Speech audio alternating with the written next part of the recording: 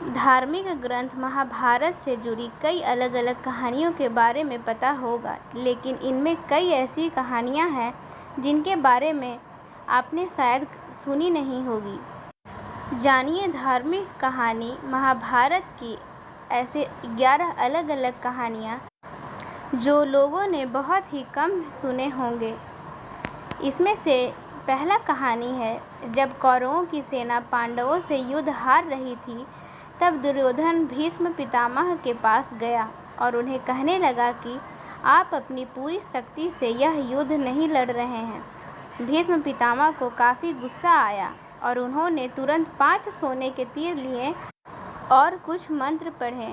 मंत्र पढ़ने के बाद उन्होंने दुर्योधन से कहा कि कल इन 5 तीरों से वे पांडवों को मार देंगे। मगर दुर्योधन को भीष्म पितामह के ऊपर विश्वास नहीं हुआ और उसने तीर ले लिए और कहा कि वह कल सुबह इन तीरों को वापस करेगा। भगवान कृष्ण को जब तीरों के बारे में पता चला तो उन्होंने अर्जुन को बुलाया और कहा कि तुम दुर्योधन के पास जाओ और 5 तीर मांग लो। दुर्योधन की जान तुमने एक बार गंधर्व से बचाई थी, इसके बदले उसने कहा था कि कोई एक चीज़ जान बचाने के लिए मांग लो। कृष्ण भगवान ने कहा कि समय आ गया है कि अभी तुम उन 5 सोने के तीर मांग लो। अर्जुन दुर्योधन के पास गया और उसने तीर मांगे। क्षत्रिय होने के नाते दुर्योधन ने अपने वचन को पूरा किया और तीर अर्जुन को दे दिए।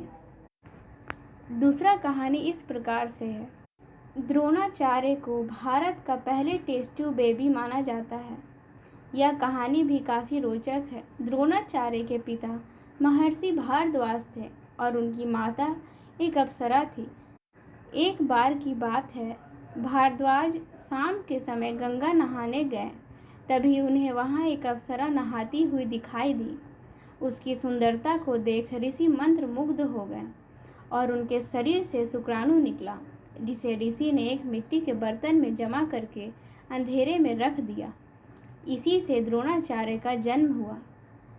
तीसरा कहानी इस प्रकार है। जब पांडवों के पिता पांडु मरने के करीब थे तो उन्होंने अपने पुत्रों से कहा कि बुद्धिमान बनने और ज्ञान हासिल करने के लिए वे उनका मस्तिष्क खा जाए। केवल सहदेव ने ही उनके मस्तिष्क को ग्रहण किया और उनकी इच्छा पूरी की और उनके मस्तिष्क को खा लिया। पहली बार खाने पर उसे दुनिया में हो चुकी चीज़ों के बारे में जानकारी मिली। दूसरी बार खाने पर उसने वर्तमान में घट रही चीज़ों के बारे में जाना और तीसरी बार खाने पर उसे भविष्य में क्या होने वाला है इसकी जानकारी मिली। चौथा कहानी इस प्रकार है। अर्जुन के बेटे रावण ने अपने पिता की जीत के लिए खुद की बलि दी थी। बलि देने से पहले उसकी अंतिम इच्छा थी कि वह मरने से पहले शादी कर ले, मगर इस शादी के लिए कोई भी लड़की तैयार नहीं थी, क्योंकि शादी के तुरंत बाद उसके पति को मरना था। इस स्थिति में भगवान कृष्ण ने मोहिनी का रूप लिया और रावण से न केवल शादी की बल्कि एक पत्नी की तरह उसे विदा करते हुए रोई भी। सहदेव जो अपने पिता का मस्तिष्क खाकर बुद्धिमान बना था, उसमें भविष्य देखने की क्षमता थी, इसलिए दुर्योधन उसके पास गया और युद्ध शुरू करने से पहले उससे सभी मुहूर्त के बारे में पूछा। सहदेव यह जानता था कि दुर्योधन उसका सबसे बड़ा शत्रु है, फिर भी उसने यह युद्ध शुरू करने का सही समय बताया। इसके बाद अगला कहानी है। धृतराष्ट्र का एक बेटा युत्सु नाम का भी था। युत्सु एक वैश्य महिला का बेटा था। दरअसल धृतराष्ट्र के संबंध एक दासी के साथ थे, जिससे युत्सु पैदा हुआ था। इसके बाद अगली कहानी है। जब महाभारत का युद्ध हो रहा था तो महाभारत के युद्ध में उडुपी के राजा ने निरपेक्ष रहने का फैसला किया था। उडुपी का राजा ना तो पांडवों की तरफ से था और ना ही कौरव की तरफ से। राजा ने कृष्ण से कहा था कि कौरवों और पांडवों की इतनी बड़ी सेना को भोजन की जरूरत होगी और हम दोनों तरफ की सेनाओं को भोजन बनाकर खिलाएंगे।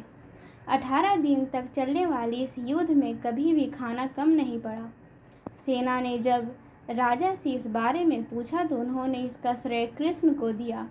राजा ने कहा कि जब कृष्ण भोजन करते हैं तो उनके आहार से उन्हें पता चल जाता है कि कल कितने लोग मरने वाले हैं, और खाना इसी हिसाब से बनाया जाता है, और उस प्रकार से भोजन बनाने के बाद लोगों का भरण पोषण किया जाता था। इसके बाद अगली कहानी है, जब दुर्योधन कुरुक्षेत्र के युद्ध में आखिरी सांस ले रहा था, उस समय उसने अपनी 3 उंगलियां उठा रखी थी। भगवान कृष्ण उसके पास गए और समझ गए कि दुर्योधन कहना चाहता है कि अगर वह 3 गलतियां युद्ध में ना करता तो युद्ध जीत लेता।